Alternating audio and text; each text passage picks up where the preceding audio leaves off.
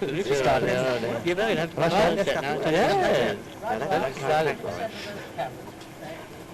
Tell me when to go.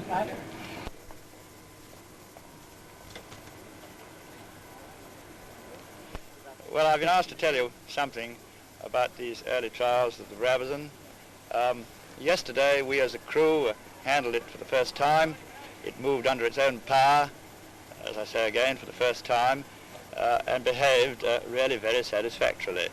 We got up to speeds in the region of 66 knots and managed to get the nose wheel off the ground without anything disastrous or even uncomfortable happening. Now, as a result of those trials yesterday, we decided that if all the conditions were suitable, we would have a go today. Well, we all woke up this morning, and I'm sure the crew will agree with me when I tell you that I looked out of my bedroom window, and I'm sure they all did the same, to see what the weather was like. The weather was bright, very little wind, and in fact everything looked extremely hopeful. Well, after the various engine running and pre-flight checks which are necessary with an aeroplane of this size, we finally got it onto the runway rather later than we had originally anticipated. By this time there was a slight crosswind, and we had not by then made a decision to take off. However, in taxiing down to the western end of the runway, the aeroplane in this crosswind behaved so well that we decided, as I said before, to turn around and have a go.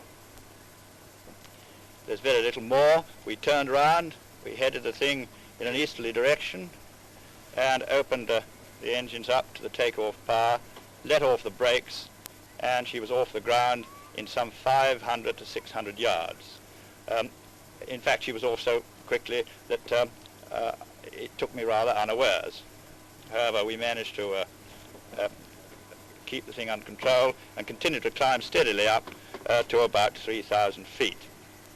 Approach was made at about 100 knots, and we throttled all the engines back at about 50 feet, and the landing was entirely normal and completely under control. A very simple business.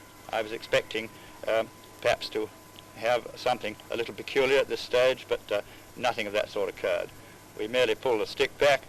The aeroplane sat on the ground, I'm told, very gently, and we reversed our propellers, and the whole thing was again over in about 600 yards. All we had to do then was to taxi it in and face a battery of the sort of things I'm facing now.